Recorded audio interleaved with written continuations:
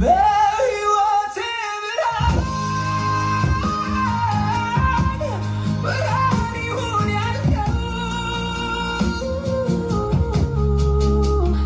እግዚአብሔር ተባረክ። በሰማይ ያለኸው ከክብር ጋር ጌታ ተከፍለኸኛል።